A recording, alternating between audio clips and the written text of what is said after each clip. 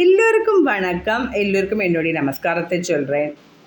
இன்றைக்கி வெள்ளிக்கிழமை, எப்பயும் போல் தேவி பாட்டு நமக்கு திரிபுர சுந்தரியோட அவ தேவி மேலே என்ன ஒரு பாட்டு பாட போகிறேன். ரொம்ப தெய்வீகரமான, ரொம்ப பிரபலமான, ரொம்ப அற்புதமான பாட்டு. எல்லோருக்குமே இந்த பாட்டு தெரிஞ்சிருக்கலாம். இப்போ நான் அது உங்களுக்கு நான் பாடி காமிக்கிறேன்.